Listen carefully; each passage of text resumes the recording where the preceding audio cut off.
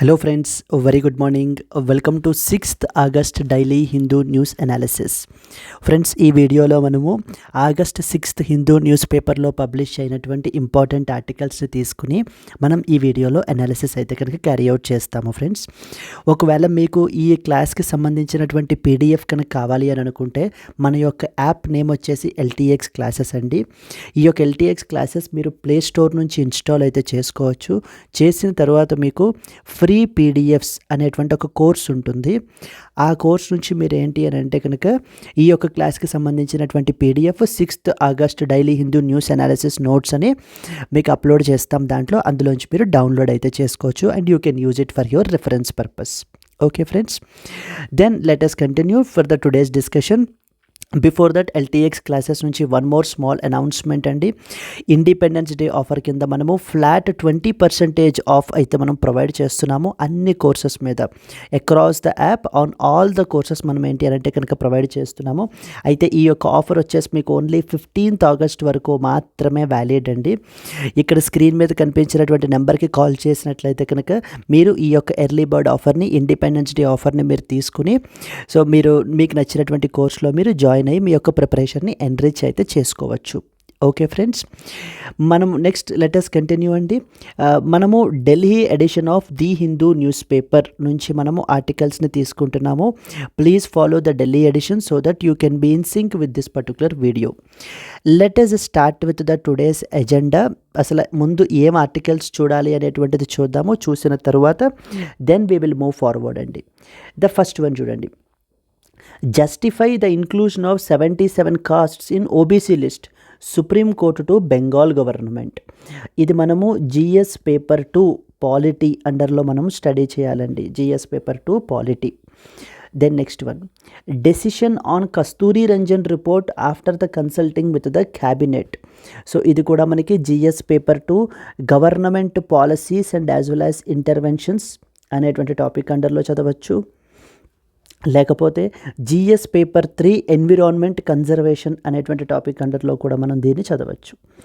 ఈ రెండు డైమెన్షన్స్లో కూడా మనకి అడిగేటువంటి అవకాశాలు ఉన్నాయి. Then next one, states urged to spend more on health care infrastructure.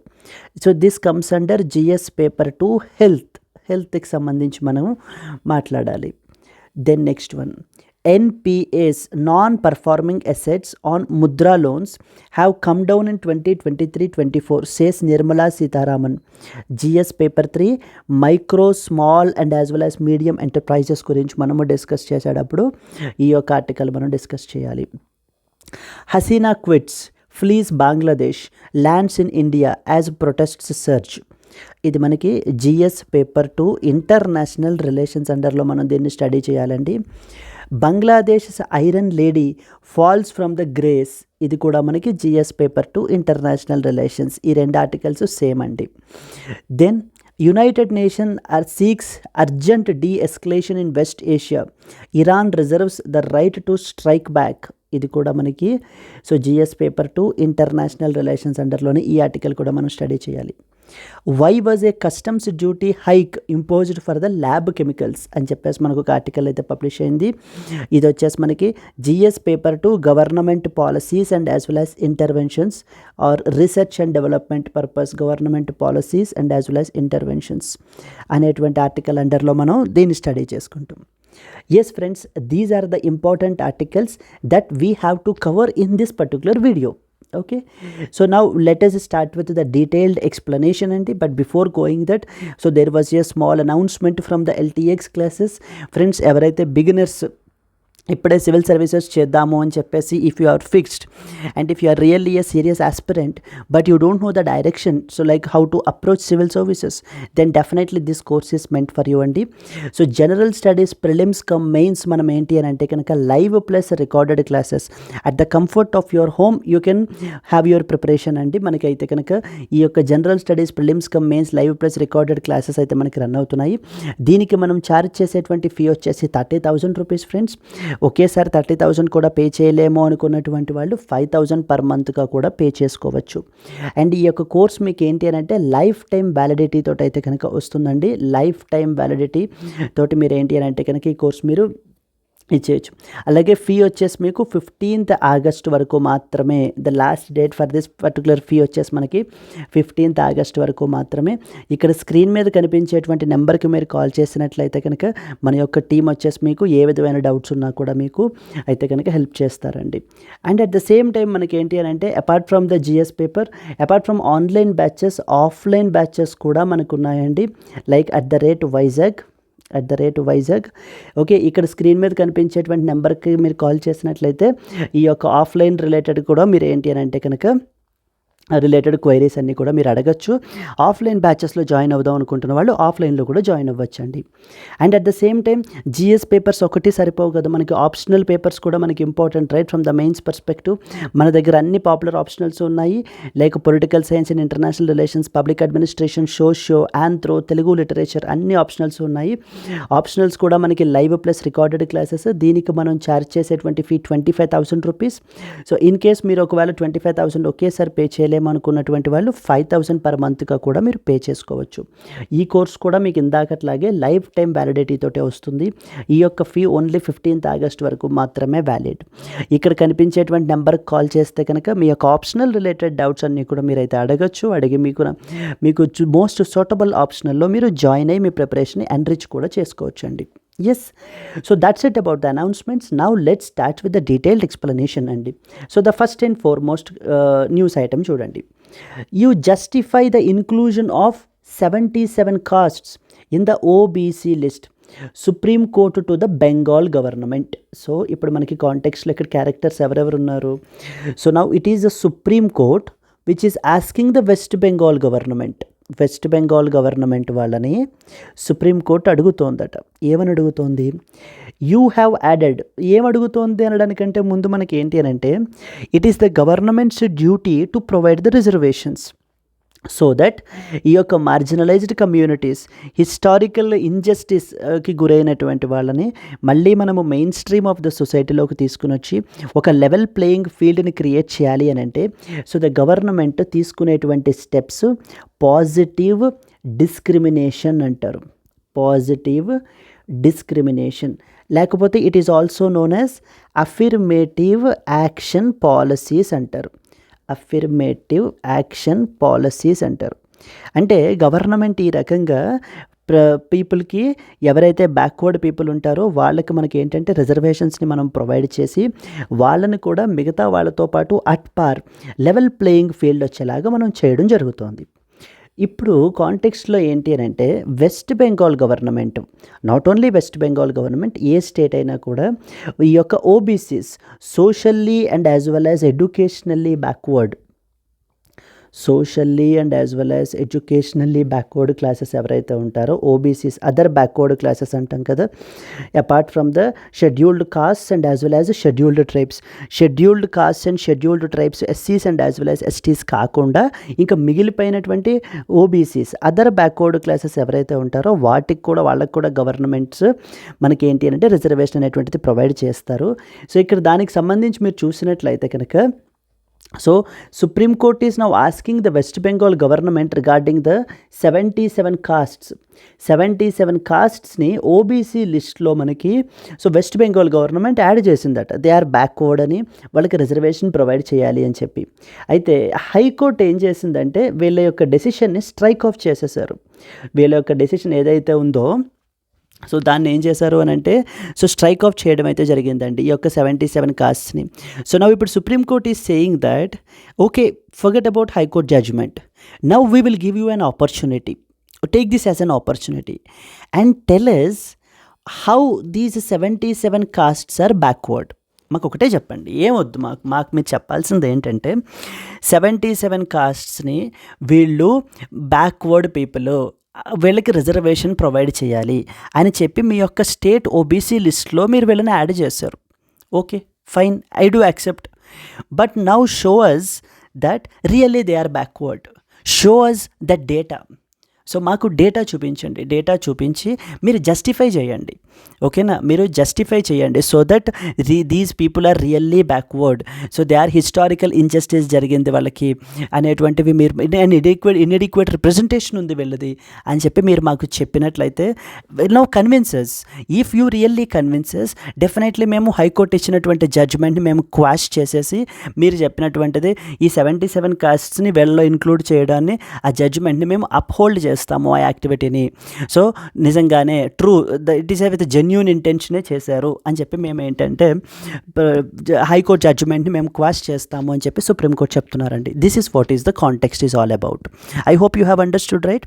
So ఓబీసీస్కి సంబంధించి, ఓబీసీస్ అదర్ బ్యాక్వర్డ్ క్లాసెస్కి సంబంధించి both central government will have the central OBC list ఉంటుంది, సెంట్రల్ ఓబీసీ లిస్ట్, అండ్ అలాగే state governments do also have their own OBC list. Central state governments will also have their own state OBC list. Central OBC list వచ్చేసి మనకి ఏంటి అని అంటే కనుక central గవర్నమెంట్కి సంబంధించినటువంటి ఎడ్యుకేషనల్ ఇన్స్టిట్యూషన్స్లో కానీ, లేకపోతే సెంట్రల్ గవర్నమెంట్కి సంబంధించినటువంటి ఎంప్లాయ్మెంట్లో కానీ రిజర్వేషన్స్ ప్రొవైడ్ చేయాలి అని అంటే కనుక ఈ యొక్క సెంట్రల్ ఓబీసీ లిస్ట్ అండర్లో ఇంక్లూడ్ చేస్తారు. అలా కాకుండా స్టేట్ ఓబీసీ లిస్ట్ వచ్చేసి మనకి ఏంటి అని అంటే కనుక ఆ పలానా state government will identify certain costs as backward costs. ఇలా స్టేట్ ఓబీసీ లిస్టులో ఐడెంటిఫై చేసినటువంటి కాస్ట్స్ అందరికీ కూడా ఆ స్టేట్ గవర్నమెంట్కి సంబంధించినటువంటి బెనిఫిట్స్ని ఇవ్వడం జరుగుతుందన్నమాట. ఇప్పుడు అలాగా వెస్ట్ బెంగాల్ తన యొక్క స్టేట్ ఓబీసీ లిస్ట్స్లో ఈ యొక్క 77 కాస్ట్స్ని యాడ్ చేశారనమాట. సో దీని మీద పిటిషన్ వేశారు హైకోర్టులో. సో హైకోర్టులో పిటిషన్ వేసి లైక్ ఇదేంటి అని అంటే వీళ్ళకి even though they are dominant people, వీళ్ళకి ఏంటి అని అంటే వెస్ట్ బెంగాల్ బ్యాక్వర్డ్ క్లాసెస్ కమిషన్ని కన్స్టిట్యూట్ చేసి చేయాలి. వీళ్ళు వెస్ట్ బెంగాల్ బ్యాక్వర్డ్ క్లాసెస్ కమిషన్ని కన్స్టిట్యూట్ చేయకుండా వీళ్ళకి ఓన్ విమ్స్ అండ్ ఫ్యాన్సీస్ ద్వారా ఈ 77 కాస్ట్స్ని యాడ్ చేశారు. ఇది అన్కాన్స్టిట్యూషనల్. సో వీళ్ళకి reservations, they don't deserve to give this reservation అని చెప్పి మనకి పిటిషన్ అయితే వేశారు. So therefore that's the reason now it came to that of the Supreme Court అండి. ఓకేనా. So these are some of the important points. ఇలాంటి వాటిని మనం ఏమంటామంటే పాజిటివ్ డిస్క్రిమినేషన్ అంటాం, లేకపోతే అఫర్మేటివ్ యాక్షన్ పాలసీస్ అంటారు వీటిల్ని. So these are OBCs. OBCs means other backward classes, అంటే the not scheduled caste and scheduled tribes. Scheduled caste and scheduled tribes కాకుండా ఇంకా మిగిలిన వాళ్ళు బ్యాక్వర్డ్ ఎవరైతే ఉంటారో వాళ్ళని మనము బ్యాక్వర్డ్ క్లాసెస్ అంటాం. That's the written. Now I have written some key points, you can go through those key points. The first one చూడండి. The Supreme Court gave the West Bengal government an opportunity to justify the reason for the inclusion of these 77 castes, largely Muslim communities, in the state's OBC list. మీ యొక్క state OBC లిస్ట్లో మీరు add చేశారు, మేమేం తప్పను, that is fine because it is your duty to protect, to empower these particular castes. వీళ్ళని కూడా మీరు ఎంపవర్ చేసి మీరు మిగతా వాళ్ళతోటి మెయిన్ స్ట్రీమ్ ఆఫ్ ద సొసైటీలోకి తీసుకొచ్చి రావాల్సిన బాధ్యత మీ మీదే ఉంది. So we do respect that, but what we want is show us the data. Show us the data that really these people are backward. ఈ 77 కాస్ట్ గ్రూప్స్ కూడా మనకి రియల్లీ బ్యాక్వర్డ్ అనేటువంటి డేటాని మాకు చూపించండి, convinces, so that we will strike off the high court జడ్జ్మెంట్ని మేము quash చేసి సో మీ యొక్క యాక్షన్ని మేము ఏంటంటే అప్హోల్డ్ చేస్తాము అని సుప్రీంకోర్టు అడుగుతోందండి. ఓకేనా. సో దీనికి సంబంధించి important points. The term OBC అంటే it includes the classes of citizens who are socially and as well as educationally backward. Socially and as well as educationally backward ఉన్నటువంటి పీపుల్ అందరినీ మనం ఓబీసీస్గా కేటగరైజ్ చేస్తుంది governments. Categorise చేసి వాళ్ళకి educational ఇన్స్టిట్యూషన్స్లోని and at the same time the government ఎంప్లాయ్మెంట్లోని మనం ఏంటంటే రిజర్వేషన్స్ని ప్రొవైడ్ చేయడం జరుగుతుందండి. మరి 2 కాన్స్టిట్యూషనల్ ప్రొవిజన్స్ మనం తెలుసుకోవాలి కదా. So therefore the must and should provisions ఏంటి అని అంటే article number 15, Article number 16. Article number 15 talks about no discrimination and admission to educational institutions. Article number 16 talks about in the case of public employment.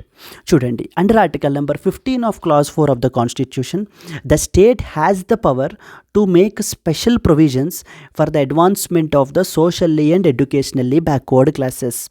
Socially and as well as educationally backward classes. You should understand that Article number 15 of Clause 3 for example associated with women and as well as children. So 15 of 4 scheduled and as well as a backward classes, then followed by scheduled caste and scheduled tribes. ఇవన్నీ కూడా మనకి ఏంటి అని అంటే these are exceptions to article 15 అండి. Exceptions to article number 15.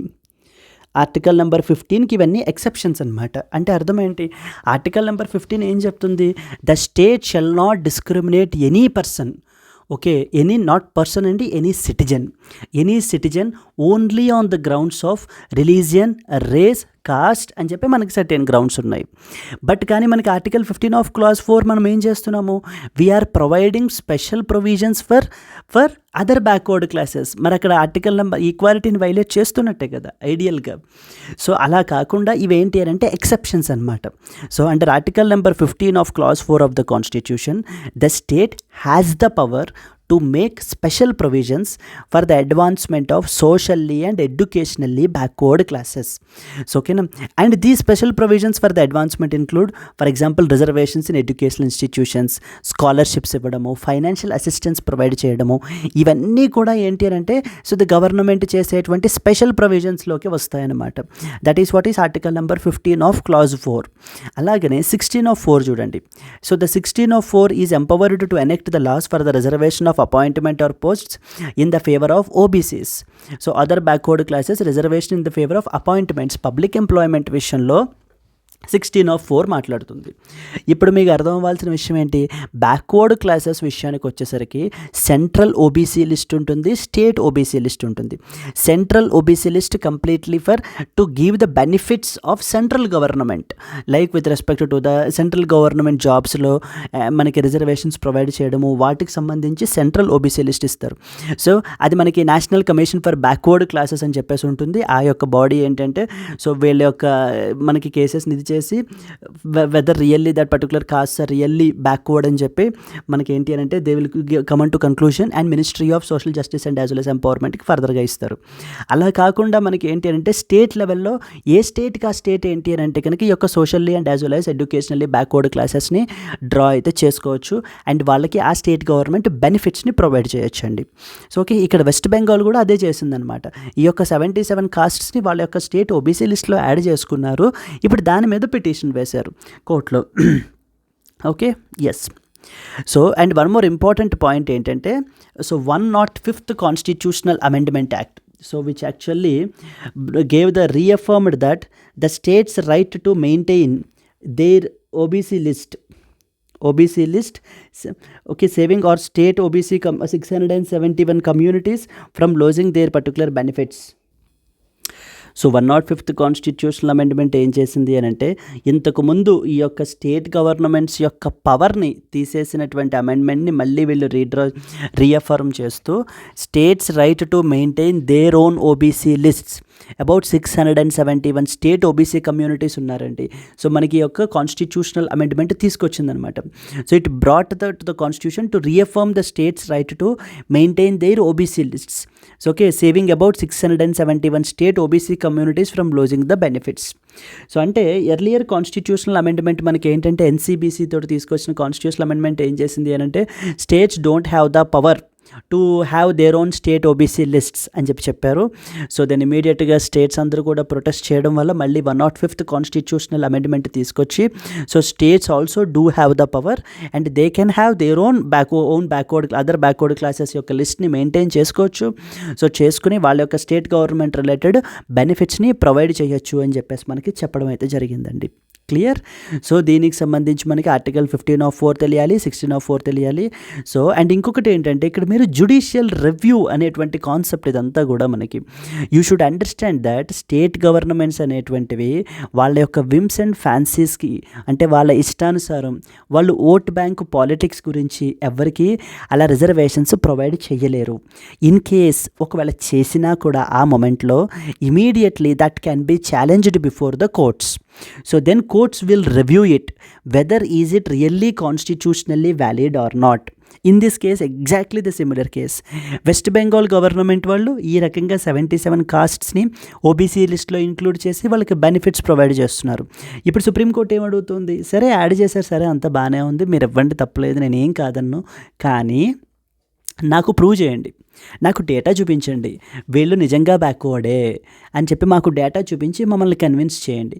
If you really convinced is, then definitely we will uphold your action, మీ యొక్క action uphold చేస్తాం. లేదా we will completely strike off it, saying that it is unconstitutional, saying that it is not constitutionally valid అని చెప్పేసి మేము strike off కూడా చేస్తాము అని చెప్పేసి ఇప్పుడు సుప్రీంకోర్టు అయితే చెప్తోంది. In fact this is a wake up call to the other states also, those who are adding the according to their own whims and fancies. If there are any state governments which are adding according to their own whims and fancies, then definitely they need to be keep in mind that there is an option called as judicial review. So through that, so Supreme Court will again review those particular actions taken by the state governments. So the ultimate objective of all these particular things is that reservations has to be given to the most deserving people. Reservations has to be given to the most beneficial people, extremely backward పీపుల్కి మనకి reservations అనేటువంటివి అందజేయాలి అనేది వీళ్ళ యొక్క ముఖ్య ఉద్దేశం అనమాట. So that's the reason. So the right people benefit అవ్వాలి. ఓకేనా అండి? So that is what is the concept. Because the idea అసలు రిజర్వేషన్ సిస్టమ్ అనేటువంటి తీసుకురావడం యొక్క ముఖ్య ఉద్దేశమే అది. There are so many backward communities which have been subjected to historical injustice. So మరి వాళ్ళందరికీ కూడా మనం ఏంటి అని అంటే కనుక వాళ్ళని కూడా మిగతా కమ్యూనిటీస్ తోటి మనము లెవెల్ ప్లేయింగ్ ఫీల్డ్కి తీసుకురావాలి అన్న ఉద్దేశంతో ఈ రిజర్వేషన్ సిస్టమ్ అనేటువంటి దాన్ని పెట్టడం జరిగింది. And the states have been given the power to you drop your own OBC lists and please do give the benefits, but however again that should not be on your own whims and fancies. Even నిన్న supreme court మొన్నటికి సంబంధించి sub categorization of scheduled castes so చేసిన purpose కూడా అదే అండి. Even మీరు చూసినట్లయితే కనుక లాస్ట్ కపుల్ ఆఫ్ వీడియోస్ మీరు ఫాలో అవుతున్నా లేకపోతే కనుక ఇంతకు ముందు ఇది మీరు చూసినా కూడా so supreme court have done sub categorization of scheduled కాస్ట్స్కి పర్మిషన్ ఇచ్చారు కదా స్టేట్ గవర్నమెంట్స్కి.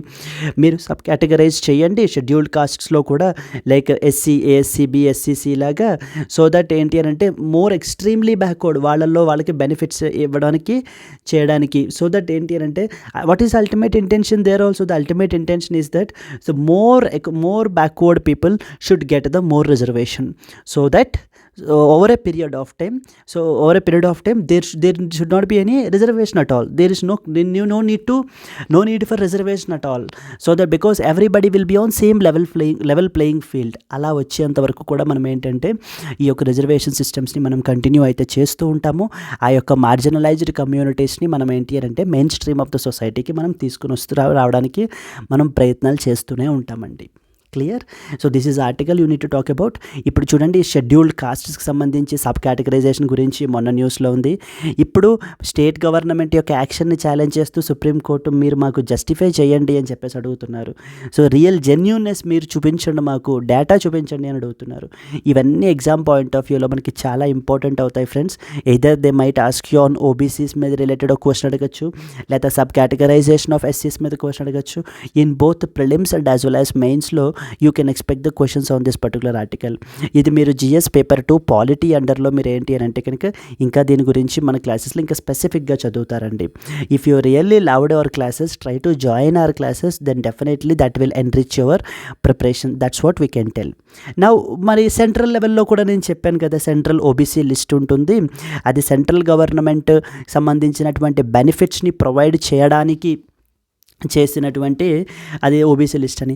మరి ఆ సెంట్రల్ ఓబీసీ లిస్ట్లో మనకి యాడ్ చేయాలి అని అంటే కనుక there is one important commission which has to recommend, that is known as national commission for backward classes. చూడండి, the 102nd the amendment is also important అండి. At times they will ask you. The 102nd constitutional amendment act 2018 provided for constitutional status of NCBC. ఈ యొక్క national commission for backward classes అనేటువంటిది ఇంతకుముందు మనకి statutory body, but కానీ 2018లో ఈ యొక్క 102nd constitutional amendment ద్వారా మనకి తీసుకొచ్చినటువంటి ఈ యొక్క అమెండ్మెంట్ ఏం తీసుకొచ్చింది? కాన్స్టిట్యూషనల్ స్టేటస్ని కన్ఫర్ చేసిందనమాట ఈ పర్టికులర్ బాడీకి. Now with this particular amendment ఇప్పుడు మన కంట్రీలో నేషనల్ కమిషన్స్లో మొత్తం 3 కమిషన్స్ అండి. National commission for scheduled costs, national commission for scheduled tribes, national commission for scheduled tribes, So, National Commission for Scheduled Castes, National Commission for Scheduled Tribes, and National Commission for Backward Classes. Only ఈ 3 bodies మాత్రమే మనకి constitutional bodies అండి. Please be very clear with that. I mean to say with respect to national commissions గురించి చెప్తున్నాను అనమాట నేను. అంతే తప్ప యూపీఎస్సి, ఎలక్షన్ కమిషన్స్ మరి అవి కూడా కాన్స్టిట్యూషనల్ బాడీసే కదా. True, they are also constitutional bodies. Who said they are not? So my point is, so the national కమిషన్స్లో మనకి ఏంటి అని అంటే 3 నేషనల్ కమిషన్స్. ఓకే, మరి అయితే tell me some national commissions which are not constitutional bodies. Yes, national commission for women. So NCW, it's not a constitutional body. National Commission for Protection of Child Rights, it is not a constitutional body. National Human Rights Commission, NHRC, it is also not a constitutional body. Yes, so that is a point here you have to understand. And ఇది మనకి 108 second constitutional amendment act 2018 ద్వారా మనకి ఈ యొక్క బాడీకి మనకి constitutional స్టేటస్ని confer చేశారు. అండ్ అలాగే it has the authority to examine the complaints and welfare measures regarding the socially and educationally backward classes. In case of socially and educationally backward classes, if they feel that they have been discriminated, so okay, then in that context definitely they can file a complaint with respect to this NCBC వాళ్ళతో ఏంటి అంటే కనుక complaint అనేటువంటిది మనకి file అయితే చేయొచ్చు. This was the another important thing that you are expected to know అండి. Yes, let us move to the next article. This is about the all the first important article. ఇక్కడ మనకి NCBC గురించి అడుగుతారు. Then next వచ్చేసి article 15, article 16 గురించి తెలియాలి. Concept of judicial review గురించి మనం మాట్లాడుకున్నాము. Then at the same time central OBC list, state OBC list ఏంటి చూసుకున్నాము. అండ్ ఏ స్టేట్ అయినా కూడా వాళ్ళ యొక్క విమ్స్ అండ్ ఫ్యాన్సీస్కి ఆ మూమెంట్ అండర్లో ఇచ్చినా కూడా తర్వాత they will be subjected to judicial review అనేటువంటి విషయాన్ని మనం మర్చిపోకూడదు. ఓకేనా అండి. Second one, decision on Kasturirangan report after consulting with the cabinet. So ఇది మనకి గత 1 వీక్ నుంచి వాయినాథ్ ల్యాండ్ స్లైడ్స్ మనకి న్యూస్లో ఉన్నప్పటి నుంచి వెస్ట్రన్ ఘాట్స్ మనకి న్యూస్లో ఉన్నాయి. వెస్ట్రన్ ఘాట్స్ యొక్క ప్రొటెక్షన్ గురించి, వెస్ట్రన్ ఘాట్స్ యొక్క ఏరియాని ఎకలాజికల్లీ సెన్సిటివ్ ఏరియాగా డిక్లేర్ చేయాలి అనే దాని గురించి గత 1 వీక్ నుంచి మనకి క్లాసెస్ మనకి ఈ ఆర్టికల్స్ వస్తూనే ఉన్నాయండి. Now again it's a continuation article మనకి. ఓకేనా. కస్తూరి రంజన్ కమిటీ అనేటువంటిది ఒక important committee report Western Ghats యొక్క ప్రొటెక్షన్ గురించి, వెస్ట్రన్ ఘాట్స్ యొక్క ఏరియాని ఎకలాజికల్లీ సెన్సిటివ్ ఏరియాగా మనకి డిక్లేర్ చేయడం గురించి మనకి ఏంటంటే రిపోర్ట్ అయితే వచ్చింది. So then decision on Kasturirangan report after consulting with the cabinet. Karnataka forest minister is basically saying that the decision whether to implement the center's fresh draft notification on Kasturi Ranjan committee report on the conservation of Western Ghats would be taken only after discussing the issue with the state cabinet and leaders of all the political parties. తో మాట్లాడి మేము అప్పుడైతే decision తీసుకుంటాము అని చెప్పేసి అయితే కనుక చెప్తున్నారు. The centre issued a notification. An area of about 20,000 square kilometers of the state has been declared as ESA. A total of 1,500 villages in the districts of the Chamarajanagar, Kodagu, Mysore, Hassan, Shivamogga, Chikmagalur, ఇవన్నీ Udupi and as well as Belagavi, ఇవన్నీ కూడా they have been identified and they said that they are part of ESA, ecologically sensitive areas అని చెప్పేసి మనకి declare చేయడం జరిగింది. So you are expected to know some important points about Kasturi Ranjan committee. Kasturi Ranjan committee వీటి గురించి already మనము పాత వీడియోస్లో ఆల్రెడీ చేసామండి. ఆల్రెడీ మనం అక్కడ క్లియర్గా ఎక్స్ప్లెయిన్ అయితే చేసాము. So therefore less explanation here. But however ఒకవేళ in case if this was your first video, please try to watch the previous videos as well. But I have written some important points so that you need not have any dependency over the previous videos. So first point చూడండి. Since the Gadgil committee's recommendations are considered not realistic and too environment friendly, the government constituted another committee that is known as Kasturi Ranjan Committee in the year 2013. మనకి 2012లో మనకి Gadgil committee report, 2011-12లో మనకి Gadgil committee report అయితే submit చేశారు. Gadgil committee report ఏం చెప్పింది అని అంటే western Ghats area అంతటినీ కూడా ఎకలాజికల్లీ సెన్సిటివ్ ఏరియాగా డిక్లేర్ చేయండి and as well as the 3 జోన్స్గా చెప్పారనమాట. ESZ1, ESZ2, ESZ3గా. ESZ1 అంటే ఎకలాజికల్లీ సెన్సిటివ్ జోన్ 1లో మనకి ఏంటి అంటే కంప్లీట్ స్ట్రిక్ట్ రిస్ట్రిక్షన్స్ని ఇంపోజ్ చేయండి అని చెప్పడం జరిగింది. అండ్ వాయినాథ్ ఇప్పుడు ఏదైతే ఉందో మనకి వాయినాథ్ ఎక్కడైతే జరిగిందో ఈ యొక్క ల్యాండ్ స్లైడ్స్ అవన్నీ కూడా గాడ్గిల్ కమిటీ రిపోర్ట్ ప్రకారంగా మనకి ESZ1లో అయితే కనుక క్లాసిఫై అయితే చేశారనమాట. సో ఆ రోజు ఇప్పుడు even Madhav Gadgil is also making a statement that ఆ రోజున మా రికమెండేషన్స్ని మీరు ఇంప్లిమెంట్ చేసి ఉంటే కనుక ఈరోజు ఈ వాయినాథ్ డిజాస్టర్ అనేటువంటిది జరగకపోయి ఉండును. And at the same time he is also warning that in case even now the recommendations if they are not implemented in true letter and spirit, and ఈ యొక్క ఫ్రెగైల్ రీజియన్లో మీరు ఇంకా డెవలప్మెంటల్ యాక్టివిటీస్ని మీరు ఫర్దర్గా క్యారీ అవుట్ చేస్తే కనుక, so I'm saying that definitely ఇలాంటి incidents మళ్ళీ రిపీట్ అయ్యేటువంటి అవకాశాలు చాలా ఉన్నాయి, ఖచ్చితంగా రిపీట్ అవుతాయి అని చెప్పి మనకి మాధవ్ గాడ్గిల్ స్టేట్మెంట్స్ని కూడా ఇవ్వడం అయితే జరుగుతుందండి. సో దేర్ఫోర్ మనకి యూపీఎస్సీ పర్స్పెక్టివ్లో ఈ యొక్క Madhav Gadgil, Kasturi Rangan, central governments third panel, ఇవన్నీ కూడా మనకి ఎగ్జామ్ పాయింట్ ఆఫ్ వ్యూలో చాలా ఇంపార్టెంట్ అయితే అయిపోతాయి అన్నమాట. Both from the they can be asked in two dimensions. Either they will ask you landslides కి సంబంధించి GS పేపర్ 1 geographyలో, సో ల్యాండ్స్లైడ్స్కి సంబంధించి కాజెస్ ఏంటి, what are the main issues ఏంటి, వెస్ట్రన్ ఘాట్స్లో స్పెసిఫిక్గా ల్యాండ్స్లైడ్స్కి సంబంధించి కాజెస్ ఏంటి అనేటువంటి అవకాశం ఉంటుంది. And at the same time disaster management యాంగిల్లో కూడా మనకి ఏంటి అని అంటే ఈ యొక్క ల్యాండ్స్లైడ్స్కి సంబంధించి ఒక క్వశ్చన్ అయితే కనుక you can expect it. So that so I strongly say that you please be thorough with this particular topic. So Gadgil committee recommendations so నచ్చక ఏమైతే ఈ యొక్క వెస్ట్రన్ ఘాట్స్లో ఉన్నటువంటి స్టేట్స్ 6 స్టేట్స్ నుంచి మనకి ఏంటి అని అంటే వెస్ట్రన్ ఘాట్స్ మనకి ఫ్లో అవుతాయి కదా, మనకి సో పాస్ అయితే అవుతాయి కదా. ఈ యొక్క 6 స్టేట్స్లో మనకి ఏంటి అని అంటే కనుక ఈ 6 స్టేట్స్ కూడా గాడ్గిల్ కమిటీ రికమెండేషన్స్ నచ్చలేదు. Because Gadgil committee said more environment friendly and zero to development గురించి అసలు ఎక్కడా కూడా స్కోప్ అయితే ఇవ్వలేదు. కంప్లీట్లీ మనకి ఏంటి అని అంటే కనుక ఎన్విరాన్మెంట్ ఫ్రెండ్లీగానే మనకి రిపోర్ట్ అంతా ఉంది, రియలిస్టిక్గా లేదు అని చెప్పి సో దాన్ని మనకి ఏంటంటే వాటర్ డౌన్ చేసేసారు.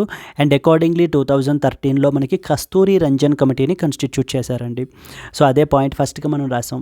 Since the Gadgil committee's recommendations are considered not realistic and the too environment friendly, the government constituted another committee that is known as Kasturi Ranjan committee in 2013లో మనకి కస్తూరి రంజన్ కమిటీ కాన్స్టిట్యూట్ చేయడం జరిగింది. This committee recommended that instead of entire Western Ghats area, it recommended only 37% of Aryan Ghats of the Western Ghats should be under the ESA. So మొత్తం అంతా area అంతా కూడా western Ghats అండర్లో కాకుండా 37% ఏరియాని మాత్రమే ఈ యొక్క ESA అండర్లో పెట్టాలి అని చెప్పి మనకి ఈ యొక్క కస్తూరి రంజన్ కమిటీ అయితే కనుక చెప్పారండి. And at the same time high polluting industries ఏవైతే ఉంటాయో they should be banned completely in the ESA. Mining కూడా కంప్లీట్లీ ఫేజ్ అవుట్ చేసేయాలి నెక్స్ట్ 5 yearsలో or at the time of expiry of the mining leases which ever is earlier. So mining కూడా ఏంటి అని అంటే కనుక ఈ ఏరియాస్లో మైనింగ్ అనేటువంటి దాన్ని కూడా కంప్లీట్లీ ఫేజ్ అవుట్ చేయాలి. అంటే may not be immediately but however in the next 5 yearsలో మనం ఈ ఏరియా నుంచి కంప్లీట్లీ ఫేజ్ అవుట్ చేయాలి. Because this region is very fragile, very sensitive అని చెప్పి మనకి ఏంటి చెప్తున్నారనమాట. But however this report has many limitations అండి. For instance it gave the more powers to that of the bureaucrats when compared with that of the local bodies. So many farmers even felt that they will be evicted from their particular villages. So because of these particular Kasturi Ranjan committee recommendations కనుక implement చేసినట్లయితే కనుక so చాలామంది farmers కూడా ఏంటి అని అంటే చాలా భయానికి గురయ్యారు. వాళ్ళందరినీ కూడా వాళ్ళ విలేజెస్ నుంచి అక్కడ ఎవిక్ట్ చేసేస్తారు, ఫోర్స్ఫుల్గా వాళ్ళని ఖాళీ చేయించేస్తారు అని చెప్పేసి చాలామంది ప్రొటెస్ట్స్ కూడా చేశారనమాట కస్తూరి రంజన్ కమిటీకి అగెనెస్ట్గా. So therefore that's the reason even the state governments did not accepted the Kasturi Ranjan committee recommendations also. Kasturi Rangan రిపోర్ట్ని కూడా స్టేట్స్ యాక్సెప్ట్ అయితే చెయ్యలేదు. అప్పటి నుంచి కూడా మనకి ఏంటి అని అంటే even still for today state governments and as well as central government మధ్యన ఒక అగ్రిమెంట్, ఒక ఇష్యూ, ఒక అండర్స్టాండింగ్ అనేటువంటిది లేదు ఇప్పుడు ఈ రోజుకి కూడా. So there is a severe consensus అనేటువంటిది లేదనమాట. లైక్ ఏ ఏరియాస్ని ఎకలాజికల్లీ సెన్సిటివ్ ఏరియాస్గా డిక్లేర్ చేయాలి అన్న దాని మీద so there is no clear cut understanding. And similarly ఏవేవి బ్యాన్ చేయాలి, సో ఓకేనా, ఎంతవరకు డెవలప్మెంటల్ యాక్టివిటీస్ని అలౌ చేయాలి అనేటువంటి దాని మీద every state has their own perceptions. So వాళ్ళకు ఓన్ పర్సెప్షన్స్ వాళ్ళకైతే కనుక ఉన్నాయి. దాట్ ఇస్ ద రీజన్ మనకి ఏంటి అని అంటే ఇప్పటిదాకా ఇక్కడ ఒక క్లియర్ కట్ మనకి ఒక లెజిస్లేషన్ అనేటువంటిది లేదు. అండ్ అలాగనే యూనియన్ గవర్నమెంట్ కూడా even it is saying the same thing that the sixth time మేము ఏంటి అని అంటే డ్రాఫ్ట్ నోటిఫికేషన్ రిలీజ్ చేస్తున్నాము ఫర్ ద వెస్టర్న్ ఘాట్స్ ప్రొటెక్షన్కి సంబంధించి. So now it is because there are so many revisions. Why? Because there is no understanding. So there is no agreement, there is no consensus among the state governments. Yes, so the state governments are saying that there are livelihood issues ఉన్నాయి, చాలామంది people, so ఒక livelihoods disturb అవుతాయి. So that because of that అంత రిస్ట్రిక్షన్స్ని impose చేసినట్లయితే కనుక అని చెప్పేసి state governments so they are showing the resistance. So అందుకని చెప్పి సెంట్రల్ గవర్నమెంట్ మనకి ఏంటి అంటే 2022లో థర్డ్ ప్యానల్ని కూడా మనకి కన్స్టిట్యూట్ చేశారండి. After Kasturi Rangan one more panel has been constituted to address all the issues that are associated with the state government raise చేసేటువంటి issues అన్నిటినీ కూడా అడ్రస్ చేయడానికి ఒక కమిటీని కన్స్టిట్యూట్ చేశారు. దాని సజెషన్స్ ఇవ్వమన్నారు. But this committee has not yet given its recommendations. So this was the second important article and from the exam point of view. So we have talked about two important articles. The first one is OBC categorization. OBC గురించి so West Bengal వాళ్ళు ఏంటి అని అంటే around 77 కాస్ట్స్ని వీళ్ళు OBC లిస్ట్లో పెట్టడం జరిగింది. So high court నుంచి ఇప్పుడు అది సుప్రీంకోర్టుకి వెళ్ళి సుప్రీంకోర్టు ఒకటే క్వశ్చన్ అడుగుతున్నారు. సో మీరు జస్టిఫై చేయండి, మీరు ఆ కాస్ట్ పీపుల్ నిజంగా బ్యాక్వర్డ్ అని చెప్పి మాకు డేటా చూపించండి అని చెప్పేసి మనకైతే అడగడం జరుగుతుంది. There we read about article 15 of clause 4, article 16 of clause 4, then we talked about central OBC list, then we talked about state OBC list, and then we talked about national commission for backward classes, other important national commissions ఏమున్నాయి, ఈ points అన్ని మనం చూడడం జరిగింది. Second one వచ్చేసి కస్తూరి Ranjan committee గురించి కూడా మనం మాట్లాడడం జరిగింది. Now let us go to the next article which is the third one. States urged to spend more on the healthcare infrastructure. The first and foremost point you should understand that public health is a state subject. So state subject అనమాట. మీకు already తెలుసు కదా, 7th schedule అండర్లో మనకి 3 lists ఉంటాయి, union list, state list and as well as concurrent list అని చెప్పేసి. So దాంట్లో public health అనేటువంటిది మనకి స్టేట్ లిస్ట్ అండర్లో మనకి రావడం అయితే జరుగుతుందండి. అయితే union minister for health and family welfare ఏమంటున్నారు అని అంటే కనుక budgetary allocations for the health have gone from 33,000 crore in 2013-14 to 90,000 crore in 2024-25 with an increase of about 164% increase అయితే కనుక అయ్యింది. And at the same time but ఏంటంటే అలాగే opposition parties ఏంటి అని అంటే కనుక PM ABHIM scheme, so that is Pradhan Mantri Ayushman Bharat health infrastructure mission అని చెప్పేసి ఉందండి, ఒక ఇంపార్టెంట్ స్కీము. సో ఈ స్కీమ్కి మనకి ఏంటి అని అంటే కనుక అలొకేషన్స్ అనేటువంటివి తగ్గించేశారు అని చెప్పేసి అపోజిషన్ మనకి క్రిటిసైజ్ చేస్తూ ఉంటే, సో ది గవర్నమెంట్ ఏమంటుంది అని అంటే మేము ఆల్రెడీ స్టేట్ గవర్నమెంట్స్కి మనీ అయితే కనుక ఇవ్వడం జరిగింది, but the state governments have not spend that money. If the state governments have spend that particular money then we will allocate more money అని చెప్పేసి వీళ్ళు చెప్పడం జరుగుతుంది. And at the same time so central government is gradually increasing the health budget at present touched about 1.9% of GDP అండర్లో మనం provide చేస్తున్నాము. Out of pocket expenditure వచ్చేసి మనకి ఏంటి అని అంటే కనుక 62% నుంచి 47.1%కి తగ్గించాము అని చెప్పి మనకు చెప్తున్నారు. ఇన్ దిస్ కాంటెక్స్ట్ మనకి యొక్క పిఎం అబీమ్ స్కీమ్ ఏంటి అనేటువంటిది మనకి ఇంపార్టెంట్ పాయింట్స్గా తెలియాలి. So okay, let us read them. First point చూడండి, public health and sanitation, hospitals and dispensaries, ఇదంతా కూడా మనకి స్టేట్ లిస్ట్ అండర్లోకి వస్తుంది. Under the 7th schedule of the constitution. 7th schedule of the constitution అండర్లో public health and as well as sanitation, hospitals and dispensaries ఇవన్నీ కూడా state government యొక్క primary responsibility అనమాట. So it's the state governments jurisdiction power అండర్లోకి మనకి ఈ యొక్క subject అయితే రావడం జరుగుతుంది. And since this article has mentioned about this PM ABHIM scheme, you are expected to know about this PM ABHIM scheme గురించి మనం ఏంటంటే కొన్ని ఇంపార్టెంట్ పాయింట్స్ తెలుసుకోవాలి. ఫస్ట్ పాయింట్ చూడండి, in the budget speech of financial year 21-22, ఇప్పుడు కాదండి ఫైనాన్షియల్ ఇయర్ 21-22లోనే మనకి యొక్క పిఎం అబీమ్ స్కీమ్ అని చెప్పేసి అయితే తీసుకురావడం జరిగింది. సో ద ప్రైమ్ మినిస్టర్ ఆత్మ నిర్భర్ భారత్ స్వస్థ భారత్ యోజన, ఆత్మ నిర్భర్ స్వస్థ భారత్ యోజన PMASBY స్కీమ్ని మనకి రీప్లేస్ చేస్తూ ఈ యొక్క పిఎం అబీమ్ స్కీమ్ని తీసుకుని వచ్చారు. మరి పిఎం అబీమ్ స్కీమ్ గురించి మాట్లాడినప్పుడు దాని యొక్క ఆరిజిన్ పాయింట్స్ కూడా మనకు తెలియాలి కదా. ఇంతకుముందు ప్రధానమంత్రి ఆత్మ ఆత్మనిర్భర్ స్వస్థ్ భారత్ యోజన అనేటువంటి స్కీమ్ ఉండేది.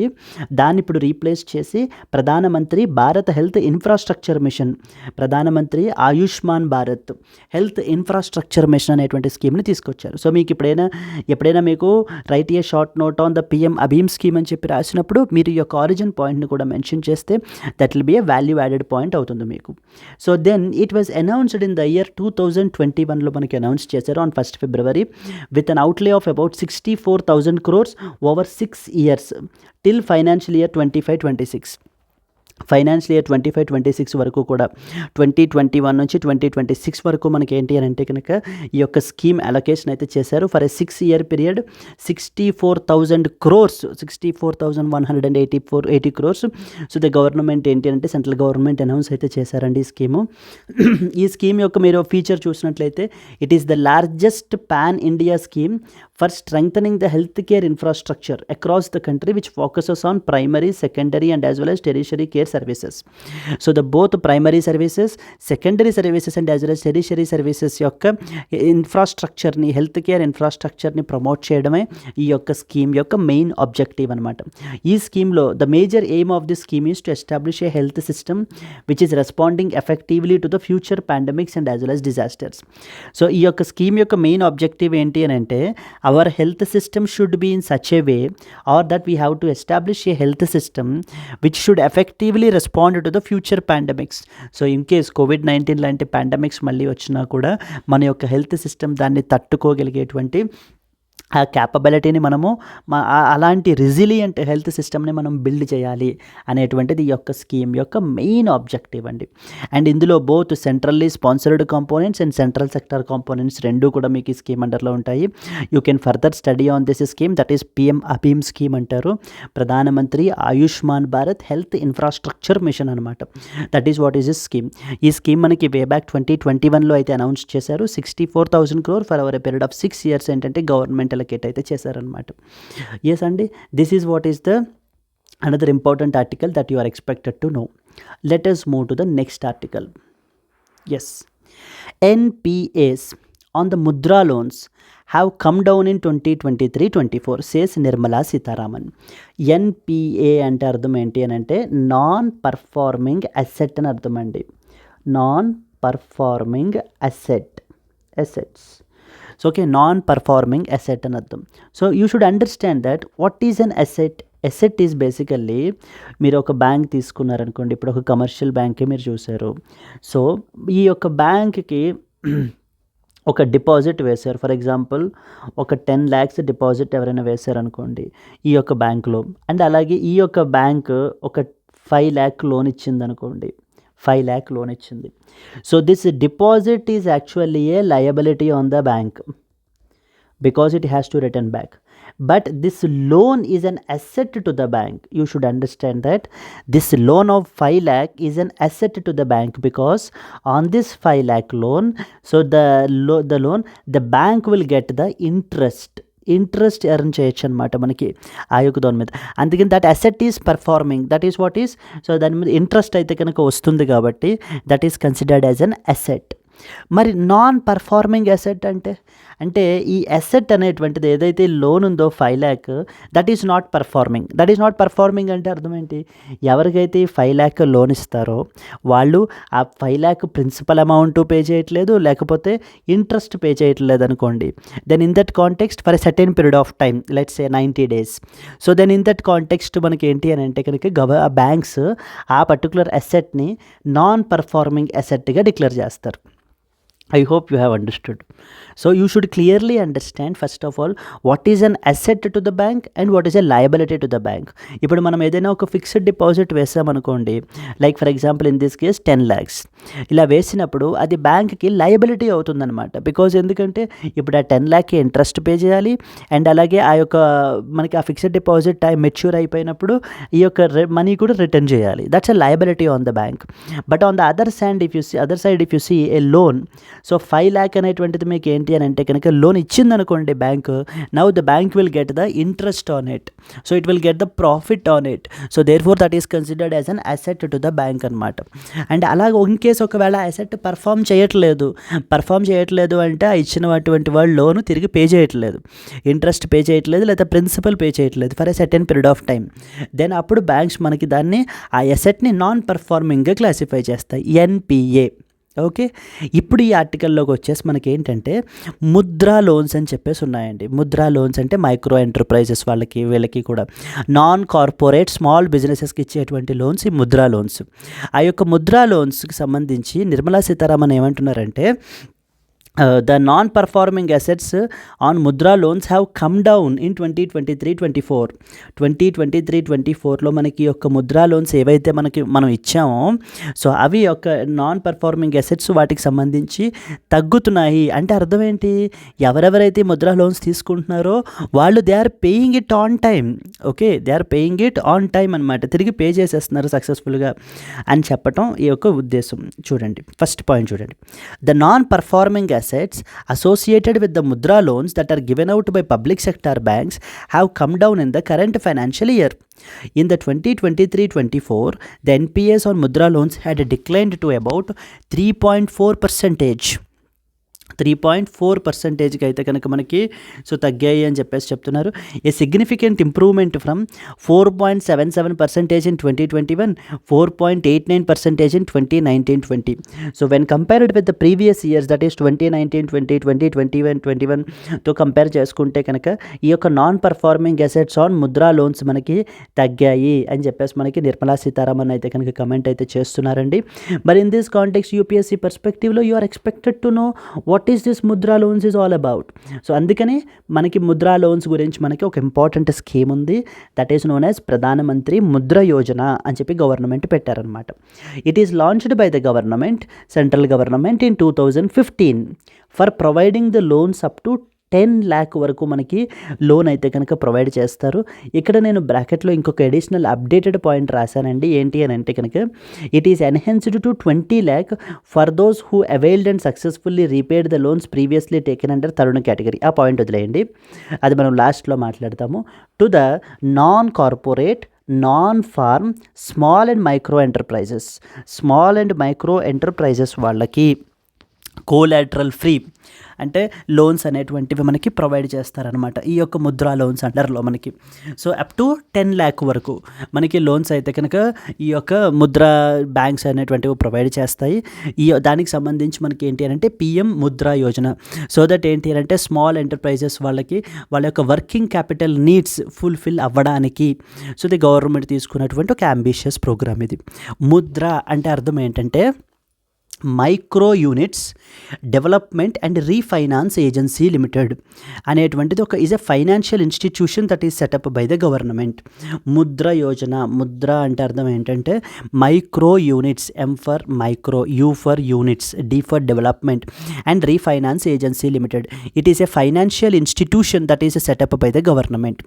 ఈ యొక్క ముద్ర అనేటువంటి రీఫైనాన్స్ ఏజెన్సీ మనకి it provides funding to the non corporate small business sector through various last mile financial institutions like banks, NBFCs, micro finance institutions ki ఏంటంటే ఏవైతే ఇన్స్టిట్యూషన్స్ ఉన్నాయో మనకి యొక్క నాన్ బ్యాంకింగ్ ఫైనాన్షియల్ కంపెనీస్ లేకపోతే బ్యాంక్స్, మైక్రో ఫైనాన్స్ ఇన్స్టిట్యూషన్స్ వాళ్ళకి funding అనేటువంటిది provide చేస్తారు. వీళ్ళు మనకి ఏంటి అని అంటే కనుక the small and micro enterprises వాళ్ళకి లోన్స్ అనేటువంటివి ఇవ్వడం జరుగుతుంది. Very important point, Mudra does not lend directly to the micro entrepreneurs or individual. మనలాంటి ఇండివిజువల్స్ డైరెక్ట్గా మనకి ముద్ర నుంచి లోన్స్ రావు. ముద్ర మనకి ఏంటంటే it's a refinance agency. Refinance అంటే మనకి ఏంటి అని అంటే కనుక ఫైనాన్షియల్ ఇన్స్టిట్యూషన్స్కి ప్రొవైడ్ చేసేటువంటి finance.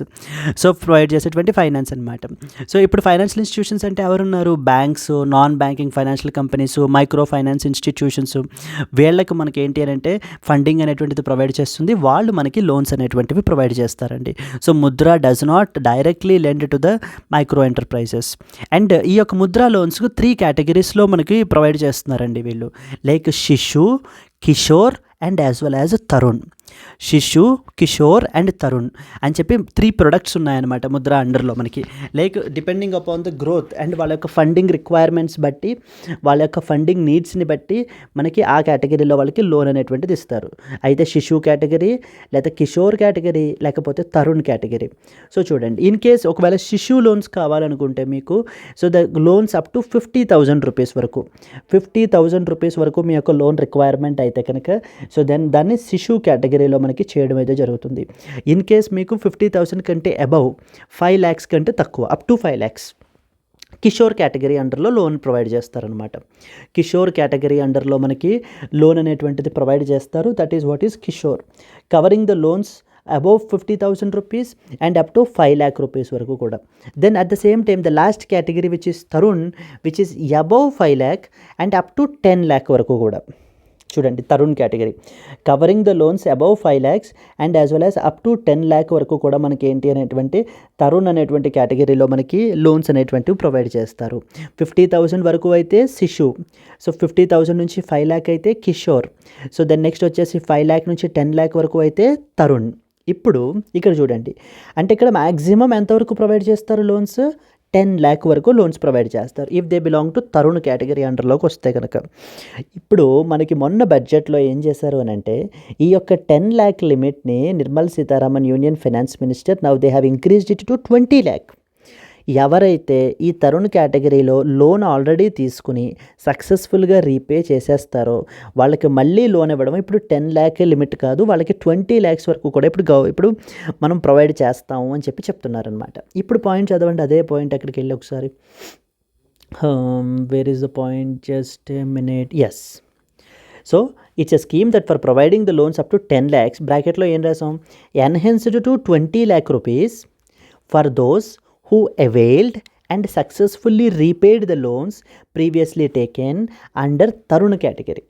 So under Tarun category in case ఒకవేళ ప్రీవియస్గా తీసుకుని రీపే చేసేసి ఉండుంటే కనుక వాళ్ళకి ఇప్పుడు 20 lakhs కూడా మనకి లోన్ అయితే ప్రొవైడ్ చేస్తారు అని చెప్పేసి మనకి చెప్పడం జరుగుతుంది. సో మనకి ఇప్పుడు so that is what is Kishore, Tarun and as well as దీనికి సంబంధించి ముద్ర అంటే ఏంటి అనేటువంటి పాయింట్స్ అన్నీ కూడా మీకు అయితే తెలియాలి. What is Shishu, what is Kishore and what is Tarun అనేటువంటివి మనకు తెలియాలండి. And loans under this scheme are collateral free, అంటే గ్యారంటీ అనేటువంటిది ప్రొవైడ్ చేయాల్సినటువంటి అవసరం లేదు. They are collateral free loans అనమాట. మనకి loans under this scheme are collateral free. Very very very important point మనకి. Yes, so these are some of the important points with respect to this article. So ఇప్పుడు మనకి non performing asset NPA అంటే ఏంటో మరొక point కూడా చూసేద్దాం. As per the RBI, an asset will become a non-performing when it ceases to generate income to the bank. So ఒకవేళ ఒక బ్యాంక్కి ఇంట్రెస్ట్ ఇన్కమ్ తీసుకురాకపోతూ ఉంటే ఆ పర్టికులర్ అసెట్ అనేటువంటిది, then that can be considered as a non performing. Generate income అంటే ఏంటి? Interest, nothing but interest, right? Yes.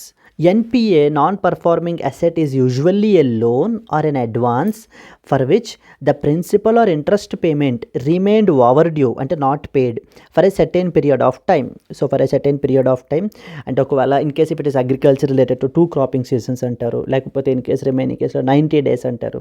అలా ఒక సర్టెన్ పీరియడ్ ఆఫ్ టైం మనకి ఏంటి అని అంటే కనుక interest or the principal pay చేయనట్టుంటే దాన్ని మనకి ఏంటి అని అంటే కనుక నాన్ పర్ఫార్మింగ్ అసెట్ అయితే అంటారండి. So that is what is NPA. Non performing asset అంటే ఏంటో చూసాము. దెన్ నెక్స్ట్ వచ్చేసి ప్రైమ్ మినిస్టర్ ముద్ర యోజన ఏంటి అనేటువంటిది మనం చూడడం జరిగింది. వేరియస్ కేటగిరీస్ ఏంటి, అండ్ ఎన్పిఎస్ సంబంధించి ముద్రా లోన్స్కి సంబంధించి ఎన్పిఎస్ విషయం ఏంటి అనేటువంటిది చూసాము. So these are the some of the important points that you are expected to know with respect to this article అండి. Let us go to the next article. Yes, coming to the next article, Hasina quits, flees Bangladesh, lands in India as protests surge. So here if you can see the image, protesters stormed the outgoing Bangladesh Prime Minister Sheikh Hasina's palace in Dhaka on Monday. So మీరు చూసినట్లయితే కనుక బంగ్లాదేశ్లో there are very serious protests అయితే కనుక మనకి జరుగుతున్నాయి. As a result the Bangladesh prime minister Sheikh Hasina have resigned the particular post and she left the country and she now move to that of the India అయితే వచ్చేసారండి. హిండన్ ఎయిర్ ఫోర్స్ స్టేషన్లో అయితే కనుక మనకి she has landed from there. ఇక్కడ నుంచి ఏంటి అని అంటే కనుక ఆమె like Bangladesh is like moving to UK అయితే కనుక వెళ్తారని చెప్పేసి అంటున్నారు. అండ్ అలాగనే ఒక interim government will take over down the line in the Bangladesh. So అదే పాయింట్స్ చూడండి. Bangladesh prime minister Sheikh Hasina, who had been in power for the past 15 years, has resigned and fled the country on Monday noon by a helicopter after weeks of deadly unrest, in which 300 people have been killed. The country is now set to have an interim government. Later in this day, Ms. Hasina landed at the Hindon Air Force Station near the Delhi. Ms. Hasina has requested asylum from the UK. Her sister Rehana, who holds citizenship, is accompanying her, sources told The Hindu. In Dhaka, Army Chief General Jaman confirmed her resignation in an address to the nation. He urged the protesters to stop the unrest and pledged to meet their demands and bring justice for those who have been killed. So he said he would talk to the president to form the interim government and held talks with the main opposition parties and civil society members, but not the Awami League, Ms. Hasina's party. The army chief will also hold a meeting with the protesting student leaders. I am taking full responsibility. If the situation gets better, there is no need for emergency. Okay, so this is another important article, and manaki down the line దీనికి సంబంధించి అసలు what are the issues that are there with respect to Bangladesh అనేటువంటివి మనకి down the line editorial articles అయితే publish అవుతాయి. అప్పుడు మనం ఏంటి అని అంటే దీని గురించి ఇంకా డీటెయిల్డ్గా మనం స్టడీ చేద్దాము. Yes, the same article continuation మనకి ఇంకొక ఆర్టికల్ కూడా పబ్లిష్ అయింది. Bangladesh is iron lady falls from the grace అని చెప్పేసి. So she was like their party is Awami League అండి. అవామీ లీగ్కి సంబంధించి దీనికి సంబంధించి మనకి ఏంటంటే this was one more important article అనమాట. So already she has visited our country thrice అయితే మనకి రావడం అయితే కనుక జరిగింది. స్వెరింగ్ ఇన్ సెరమనీకి ఒకసారి అండ్ 2 times కూడా రీసెంట్గా మనకి రావడం అయితే జరిగిందండి. సో ఈ యొక్క ప్రొటెస్ట్స్ అనేటువంటివి మనకి ఏంటి అని అంటే కనుక so it's all about history గురించి మనకి మాట్లాడుతున్నారనమాట ఈ పర్టికులర్ ఆర్టికల్లో మనకి. Like who was this Sheikh Hasina ఎవరు, సో లైక్ పేరెంట్స్ ఏంటి, దెన్ నెక్స్ట్ వచ్చేసి graduated from and all these particular points. So personal related points మనకు అవసరం లేదండి. What is expected is what is a Bangladesh situation. So now ఇంత volatility మన యొక్క neighbouring కంట్రీలో ఉన్నప్పుడు how does it impact India. So okay, India మీద impact ఎలా అవుతుంది. And Bangladesh is from the headed by Sheikh Hasina is basically one of the top friends అండి మనకి, మన ఫ్రెండ్లీ నేషన్స్ అనమాట మనకి. So but now a new government will form and as well as there is a volatile situation in the neighbouring country. Now we have to so carefully assess the situation and take the decisions. దీనికి సంబంధించిన impact ఏంటి మనకి ఇనేటువంటి questions అన్నీ కూడా మనకి down the line UPSC పర్స్పెక్టివ్లో మనకైతే అడుగుతారు. అప్పుడు మనం ఏంటంటే సో వీటికి సంబంధించి మనకి డౌన్ ద లైన్ ఆర్టికల్స్ వస్తాయి. అప్పుడు ఇంకా మనం ఫర్దర్గా మనం డిస్కస్ అయితే చేద్దాం, అనాలిసిస్ ఫర్దర్గా. Yes, let us go to the next article. United Nations seeks urgent de-escalation in West Asia. Iran reserves the right to strike back. So మీరు రీసెంట్గా చూసినట్లయితే కనుక ఇజ్రాయిల్ వాళ్ళు మనకి ఏంటి అని అంటే కనుక హామాస్ యొక్క లీడర్ గురించి అని చెప్పి మనం పాస్ట్ ఆర్టికల్స్లో మనం చెప్పుకుని వస్తూనే ఉన్నాము. సో ఓకేనా అండి, ఇస్మాయిల్ హనియేహ్ హామాస్ లీడర్ వచ్చేసి మనకి Ismail Haniyeh is basically the Hamas leader. ఈ పర్టికులర్ హమాస్ లీడర్ని మనకి ఏంటి అని అంటే కనుక ఇరాన్ స్వేరింగ్ ఇన్ సెరమనీకి వెళ్ళినప్పుడు మనకి ఏంటి అని అంటే త్రూ అన్ ఎయిర్ స్ట్రైక్ మనకైతే కనుక he was assassinated by the Israel అనమాట. సో దానికి సంబంధించి ఈ యొక్క ఆర్టికల్ అండి. ఈ యొక్క west Asia now because of that ఈ సిచ్యువేషన్ అనేటువంటిది వెస్ట్ ఏషియా ఇంకా much more conflict on reason అయితే అయిపోతుంది. వార్ అనేటువంటిది మనకి ఏంటి అంటే అపార్ట్ ఫ్రమ్ గాజా నుంచి మిగతా ఏరియాస్కి కూడా మనకి ఏంటంటే స్ప్రెడ్ అవుతుంది అని చెప్పేసి మనకి చెప్పడం జరుగుతుంది. The United Nations high commissioner for human rights on Monday called for an urgent deescalation అనేటువంటి జరగాలి in West Asia over fears that Gaza war would spread to the other areas as well. I am deeply worried about the rising risk of a wider conflict in the Middle East and the plead with all the parties along with those states with influence to act urgently to escalate what has become a very precarious situation. Even Iran has also on Monday said that it had the legal right to punish Israel over the last week's killing of the Palestinian armed group Hamas leader Ismail Haniyeh. Israel, which has not commented on the killing but did admit to carrying out a strike on Beirut chief that left Hezbollah military chief so Shukur dead, has been fighting a war in Gaza since October 7th. It is now exchanging the daily cross-border fight with Hezbollah and as well as Lebanon. So this is another important article and manaki article per se is not important. వాళ్ళు ఏంటి అని అంటే basically అండి. So de-escalation need to be carried out in West Asia. War should not be continued to spread to the other areas from Gaza. So peace need to be restored అని చెప్పేసి అన్న దాని గురించి మనకి ఈ ఆర్టికల్ అయితే మాట్లాడడం జరుగుతుందన్నమాట. ఓకే, సో దీనికి సంబంధించి కూడా మనకి డౌన్ ద లైన్ ఆర్టికల్స్ అయితే వస్తాయి. We will see those particular thing. Already మనం ఇజ్రాయిల్, గాజా గురించి, హమాస్, ఫతాహ్ గురించి ఆల్రెడీ మనం ప్రీవియస్ వీడియోస్లో డిస్కస్ అయితే చేసాము. Please do watch the previous videos as well for more understanding on this particular topic. Yes, if not, no worries, down the line మళ్ళీ వీటికి సంబంధించి ఆర్టికల్స్ వస్తాయి. Then we will discuss them again. Yes, Andy. So therefore, Hindu newspaper is very, very important from the UPSC perspective. So in recognizing the importance of this Hindu newspaper, we are carrying out the daily Hindu news analysis, Andy. We have done around 1000 plus episodes అయితే మనకి Hindu news analysis మీద మనము కన్సిస్టెంట్గా, so ఓకేనా, without any break we have been doing it. So now we want your likes and as well as a support and comments, so that and we're excited to do even the next set of 1000 videos కూడా మనం ఏంటి అంటే చేయడానికి. So we're excited and energetic to do the next set of videos also, but what we want is to show your love in the form of likes and as well as comments. If you have really liked our videos, please do see our download our app, install our app and see the courses that we are offering. So okay, ఈ courses కూడా మనకి ఏంటి అంటే అంతే క్వాలిటీగా మీ preparation enrich చేసే విధంగా మనకైతే ఉంటాయి. Friends, you should understand that apart from Hindu newspaper that we are covering here, so okay, we have other important articles like websites like Press Information Bureau, Down to Earth, Indian Express. ఇలాంటి వాటి నుంచి కూడా మనకి ఏంటి అంటే important articles అయితే publish అవుతూ ఉంటాయండి. అవి మనకి హిందూ న్యూస్ పేపర్లో అయితే పబ్లిష్ అవ్వట్లేదు. అలాంటివి కూడా మనం ఏంటి అంటే కనుక కవర్ చేయడానికి ఒక డెడికేటెడ్ కోర్స్ని మనం లాంచ్ చేయడం జరిగింది. That is known as the most comprehensive current affairs course for UPSC, union public service కమిషన్కి.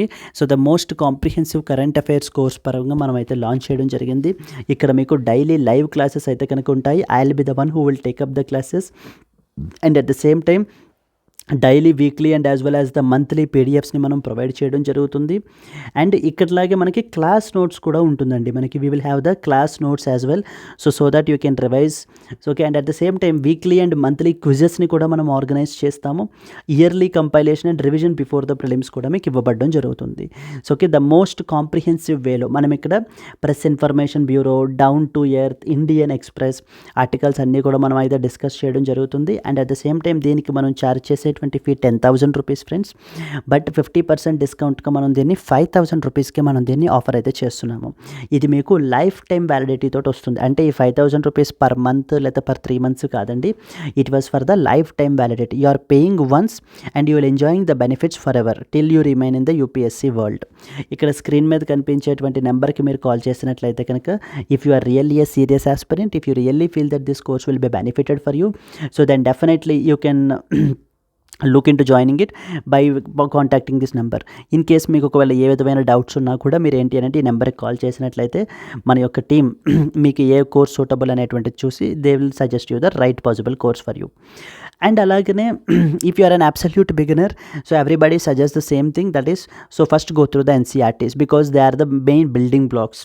So like Kesavananda Bharati judgment మనకి ఏ విధంగా ఇండియన్ కాన్స్టిట్యూషన్కి బెడ్ రాక్, ఎన్సీఆర్టీస్ కూడా మనకి ఏంటి అంటే అదేవిధంగా so bedrock for UPSC preparation అంటూ ఉంటారు.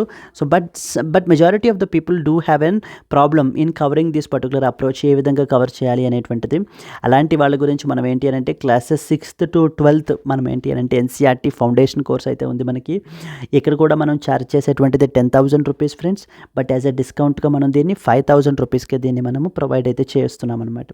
ఇక్కడ స్క్రీన్ మీద కనిపించే నెంబర్కి మీరు కాల్ చేస్తే కనుక ఈ యొక్క ఎన్సీఆర్టీ రిలేటెడ్ కోర్స్ రిలేటెడ్ క్వైరీస్ని మీరు అడగచ్చు. And not only NCERT, you can ask about other courses also. ఈ కోర్స్ ఇది కూడా మీకు లైఫ్ టైం వ్యాలిడిటీ తోటే మీకు రావడం జరుగుతుందండి. Okay, if you are really a serious aspirant, if you have really determined yourself that I want to do civil services, so then definitely the next step is to take the action. Because the days and years will just flow అలా వెళ్ళిపోతూ ఉంటాయన్నమాట without taking any actions మనకి. So కాబట్టి it's a call to action for you. If you are really a serious aspirant, try to look into these particular courses. Yes, and finally the last article for today అండి, why was a customs duty hike imposed for the lab chemicals అని చెప్పేసి మనకు ఒక important article అయితే కనుక publish అవ్వడం జరిగింది. So దీనికి సంబంధించి ఏంటి అని అంటే I have return few important points అండి. ఫస్ట్ ఆఫ్ ఆల్ మీరు తెలుసుకోవాల్సింది ఏంటి అని అంటే కనుక చాలా ల్యాబొరేటరీ కెమికల్స్ అంటే రీసెర్చ్ పర్పస్కి మనం ఉపయోగించేటువంటి ల్యాబ్ కెమికల్స్ని మనం ఏంటి అని అంటే కనుక since they are very expensive we will be importing it. Domestic production వాటికి లేక మనం ఏంటి అని అంటే ఇంపోర్ట్ చేసుకుంటూ ఉంటాం అనమాట. బట్ రీసెంట్లీ సెంట్రల్ గవర్నమెంట్ ఏంటి అని అంటే కనుక మొన్న బడ్జెట్లో ద బేసిక్స్ ఎక్సైజ్ డ్యూటీ మనకి కస్టమ్స్ డ్యూటీ ఏం చేస్తారు అని అంటే కస్టమ్స్ డ్యూటీ అయితే మనకి ఏం చేశారు అని అంటే ఇంతకుముందు 10% ఉండేదండి, 10%. సో దాన్ని మనకి ఏంటంటే గవర్నమెంట్ 150% చేసేసారు. సో అంటే ల్యాబ్ కెమికల్స్ ఇప్పుడు ఇంపోర్ట్ చేసుకోవాలి అని అనుకుంటే కనుక like 150% need to be the customs duty అని చెప్పి మనకి చెప్పడం జరిగింది. So with that research will become completely expensive. Once the research become expensive than దాని నుంచి వచ్చేటువంటి ప్రొడక్ట్స్ కూడా మనకి అంతే ఎక్స్పెన్సివ్ అవుతాయి అని చెప్పి సైంటిఫిక్ కమ్యూనిటీ సర్కిల్స్ అండర్లో కూడా అందరూ కూడా సో ద గవర్నమెంట్కి ministry of science and technology వీళ్ళకి మనకి ఏంటి అని అంటే సో వాళ్ళ యొక్క కంప్లైంట్స్ని అయితే రాయడం అయితే జరిగింది. సో ఓకే దేర్ఫోర్ దానికి సంబంధించి ఈ ఆర్టికల్ అంతా కూడా అసలు ఇక్కడ మనకి ఏంటంటే వాట్ ఆర్ ల్యాబొరేటరీ కెమికల్స్ అంటే ఏంటి అని డిఫైన్ చేస్తారు. ఇప్పుడు నేను చెప్పాను కదా మీకు 10% నుంచి 150%కి ఇంక్రీజ్ చేశారు అనేటువంటిది ఇక్కడ మనకి మెన్షన్ చేయడం జరిగింది. సో దాని మూలన రీసెర్చ్ ఎంత పెరిగిపోతుంది కాస్ట్ అనేటువంటిది ఇక్కడ మెన్షన్ చేశారు. And what are the why imported chemicals are a must, ఎందుకని మనం ఈ కెమికల్స్ని ఇంపోర్ట్ చేసుకోవాలి, imported chemicals are a must అనేటువంటిది ఇక్కడ మెన్షన్ చేశారు. అండ్ ఇక్కడ వచ్చేసి ఇథనాల్ గురించి మెయిన్లీ మనకి ఏంటి అని అంటే ఇథనాల్ పర్పస్ గురించి ఏంటంటే ఇథనాల్ని కూడా వీళ్ళు ల్యాబొరేటరీ కెమికల్ కింద ఇంపోర్ట్ అయితే చేస్తున్నారు. సో దాని గురించి ఏంటి అని అంటే కనుక ఈ యొక్క 150% మనకి కస్టమ్స్ డ్యూటీ అయితే ఇంపోజ్ చేయడం జరిగింది అని చెప్పి మనకి ఫైనల్గా చెప్తున్నారనమాట. ఎస్, సో చూడండి క్రక్స్ వచ్చేసి ఏంటి అంటే this article describes you about the laboratory chemicals and the different kinds of laboratory chemicals that are imported in to our country and at the same time issues ఏంటి మనకి అనేటువంటి దాని గురించి మనకి మాట్లాడారనమాట ఇక్కడ. అసలు first of all what are laboratory chemicals? Laboratory chemicals అంటే like imported chemicals, reagents and enzymes, they all come under the category of laboratory chemicals. These are vital to carry out the experiment research across nearly every scientific research, every domain of scientific రీసెర్చ్లో మనం ఏంటి అంటే కనుక ఈ యొక్క కెమికల్స్ని మనమైతే laboratory purpose research పర్పస్కి యూస్ చేస్తాం. బట్ కస్టమ్స్ డిపార్ట్మెంట్ వాళ్ళు they have a clear cut definition on laboratory chemicals అండి. They say that all chemicals whether organic or inorganic, whether or not chemically defined, imported in the packings not exceedingly 500 grams or 500 milliliters, and at the same time it has to be written that it is used for laboratory purpose అని చెప్పేసి చూడండి. other features to show them that it is meant solely for laboratory chemicals గా మనకి ఏంటి అని అంటే they should have a markings as well. So తద్వారా వాటిల్ని ల్యాబొరేటరీ కెమికల్స్గా మనకి కన్సిడర్ చేయడం అయితే జరుగుతుంది అని చెప్పి మనకి రాశారనమాట. What is the issue? The budget documents recently silently hiked the basic customs duty on these chemicals to 150% from the existing 10% మనకి ఏంటంటే హైక్ అయితే చేయడం అయితే జరిగిందనమాట. అయితే ఈ యొక్క మూవ్ వల్ల అనేది ఏంటి అని అంటే కనుక ఇది మిస్ప్రింట్ వల్ల కాదు, మెయిన్లీ ఇథనాల్ని కూడా మనకి ఏంటి అని అంటే కనుక 2 గ్రేడ్స్లో మనకు వస్తుంది. సో ఇథనాల్ని కూడా ల్యాబొరేటరీ కెమికల్గా మనకి ఏంటి అని అంటే కనుక ఇంపోర్ట్ అయితే చేసుకుంటున్నారు. ఇన్ ఆర్డర్ టు కటైల్ దట్ మనం ఏంటి అని అంటే కనుక కస్టమ్స్ డ్యూటీని ఇంక్రీజ్ చేయడం జరిగింది అని చెప్పి మనకి వీళ్ళు చెప్తున్నారు. And why these imported chemicals are important? Because India is like a major pharmaceutical and chemicals manufacturer అండి. And also we're an exporter of the complex chemicals. But మనకి ఏంటి అని అంటే మన కంట్రీలో చాలా వరకు మనకి ఈ యొక్క కెమికల్స్ అనేటువంటివి మనకి డొమెస్టిక్ ప్రొడక్షన్ అనేటువంటిది లేదు. సో దాని మూలన we're reliant on the foreign countries to import it. So since that's the reason why this customs duty అనేటువంటిది మరి ఈ కెమికల్స్ మీదన అయిపోతే కనుక ఎక్స్పెన్సివ్ అయిపోతుంది రీసెర్చ్ అనేటువంటిది అని చెప్పి మనకి ఈ ఆర్టికల్లో మాట్లాడుతున్నారు. These are some of the important points అండి. So there was one more announcement అండి. In case state level group ఎగ్జామ్స్కి కనుక మీరు ప్రిపేర్ అవుతూ ఉంటే కనుక APPSC group 1 and as well as group 2 for example మనం గ్రూప్ 1 ఫీ 35,000 ఛార్జ్ చేస్తున్నామండి. 25,000కే మీకు ఆఫర్ చేయబడుతుంది. గ్రూప్ 2 ఫీ వచ్చేసి 25,000 ఛార్జ్ చేస్తున్నాము.